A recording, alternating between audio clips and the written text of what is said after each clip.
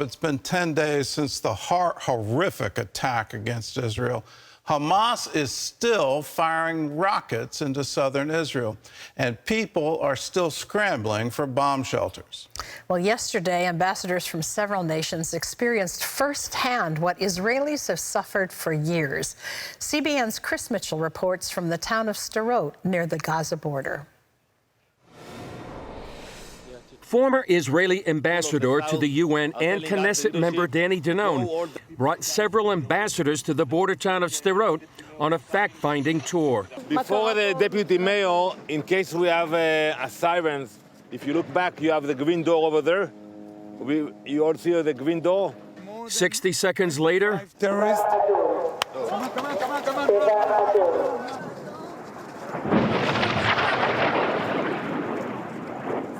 No panic, no panic. Let's go. So now you guys know that you know what to do. You know how it sounds like. People of Sderot have to experience that. We go through this 1,000,000 times a day. We go through this sometimes where there's nowhere to go, so we have to go flat on our stomach. I think there's nothing like feeling it in order to be able to explain it to the world. Imagine doing this with a 4-year-old. Right now, I feel how the people of Sderot feel all the time. I think we now really experienced in our own eyes what people, children, families from Sderot have to go through, especially these days. It's over. Game over. We can't continue like this. We forgive them. We try to help them. It doesn't work. They are terrorists. They want to kill us. Why did you bring the ambassadors down here today?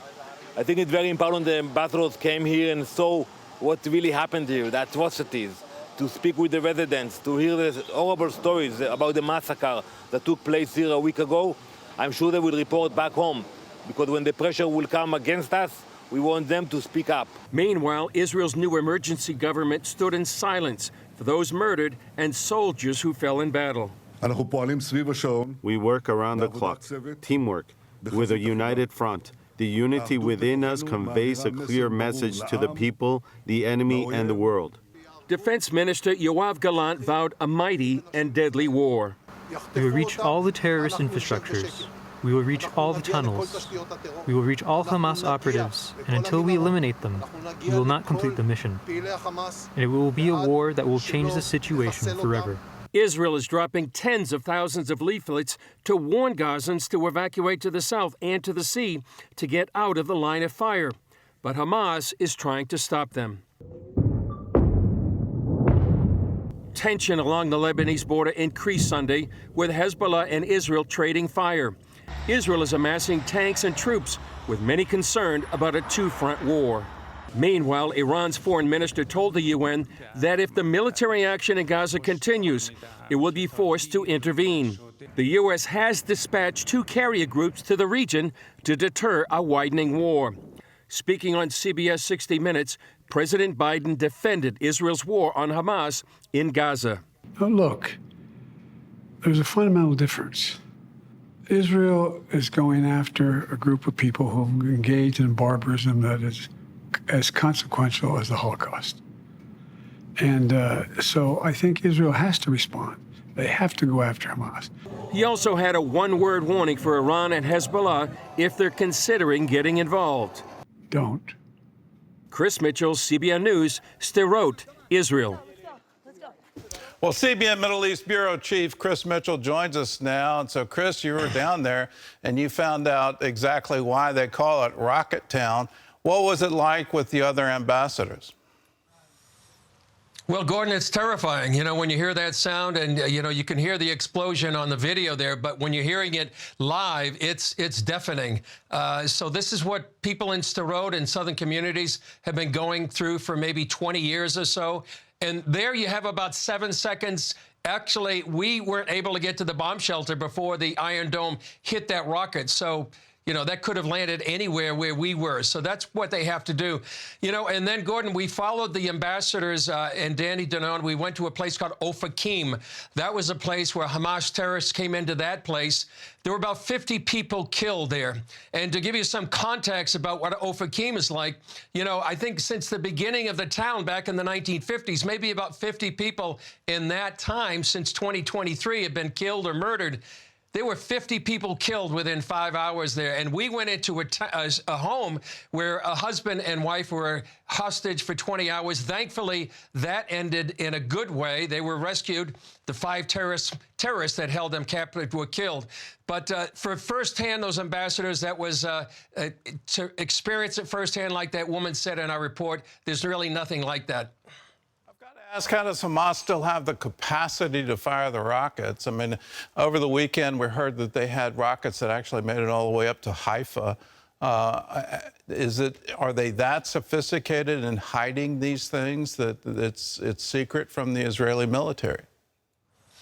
It seems they are, Gordon. I think that's the same question we've asked. I mean, Israel has been pounding many of these sites for days, and they had been in previous operations, and you wonder, how can they still fire these rockets? So it's a good question, and I think that's what the whole idea behind this possible ground invasion is going to be, once and for all, eliminate the threat of these attacks. You could hear the anger of the deputy mayor from Sderot. This is it. We don't want it anymore.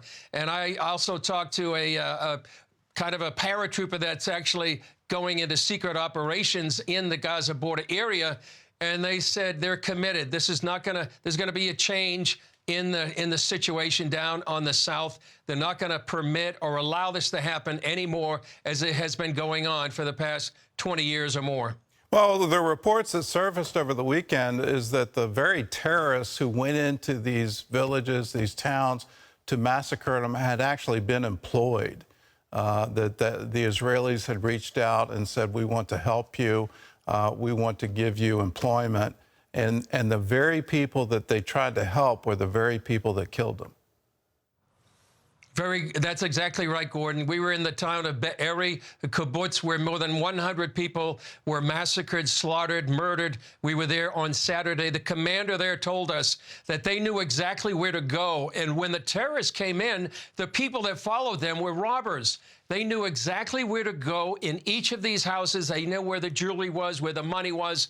And so these were people that had come in to work in these kibbutzes. And what happened is that they were betrayed by them, not only by the terrorists who came to slaughter them, but the people who followed the terrorists to rob them.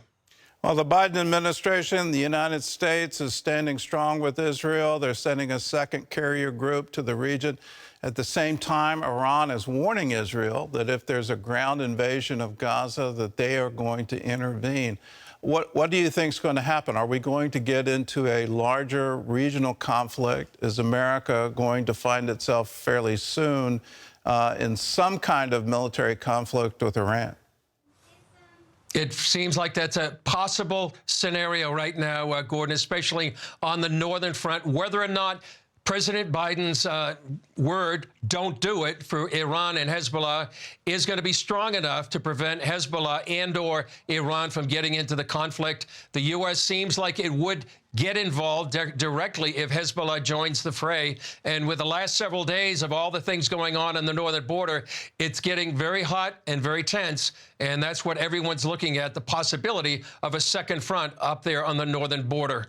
Gaza is being called the largest prison in the world, and one of the borders of that prison, if you will, if you take that analogy, is Egypt. Why does Egypt have a closed border with Gaza?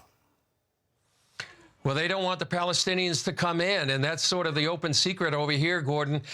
They don't want to govern Gaza, and that's one of the ways why Israel has been reluctant to go into Gaza, because they don't want to govern it either. And right now, it's been a tyrannical regime of Hamas since 2007.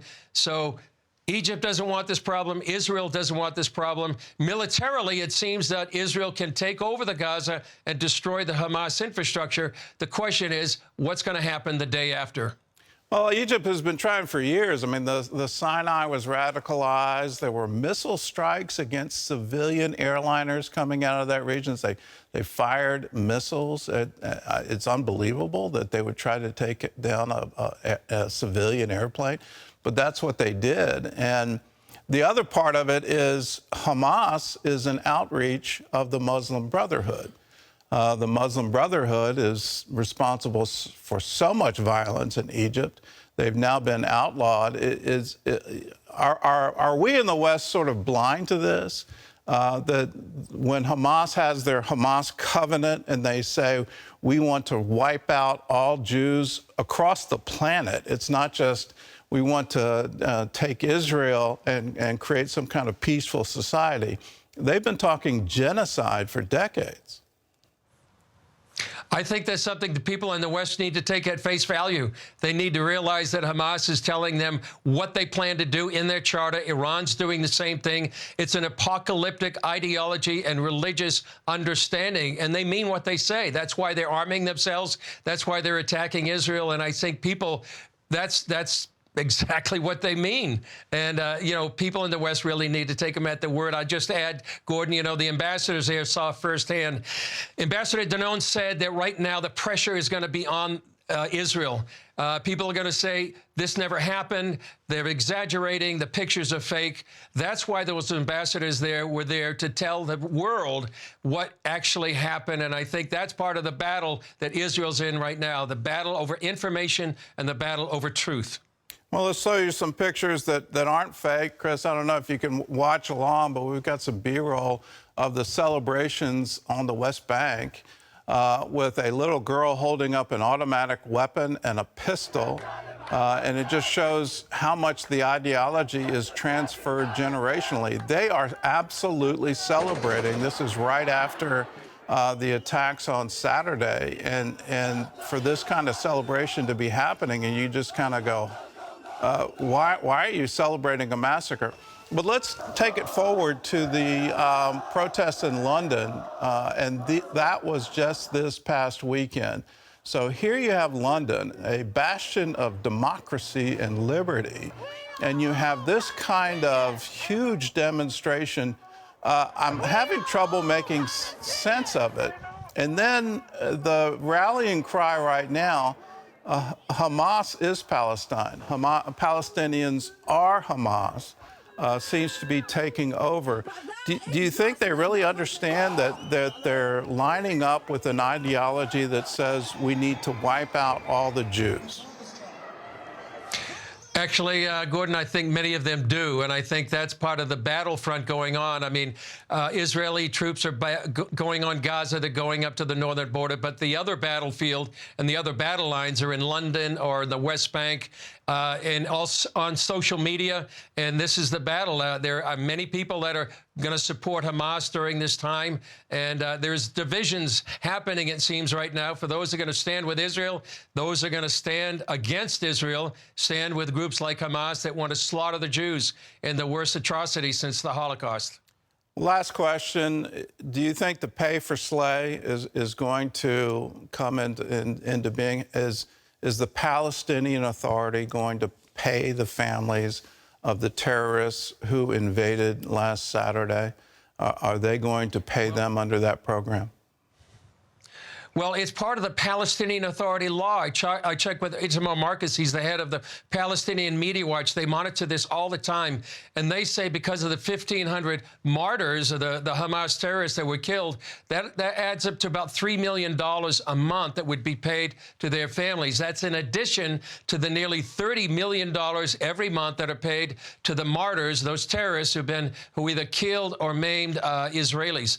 So whether or not the world is going to have an outcry, and particularly the European Union and nations like Norway, which is probably the biggest donor, remains to be seen. But this is exactly what Palestinian Authority law says will happen to Hamas terrorists.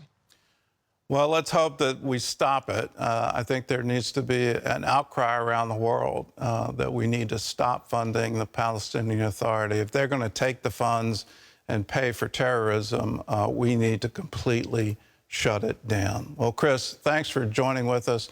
Thanks for the insight in this horrible time right now in Israel. I encourage you to pray for the peace of Jerusalem, but I also encourage you to take action. Many in the United States don't see how we can do this, but when you look at what happened at Times Square, when you look at what students at universities across this country are doing, when you look at, we have 3 elected members of Congress who say they support Hamas. We need to call them out on it. We need to say, do you really want to exterminate the Jews? Because when you say you're supporting Hamas, that's exactly what you mean.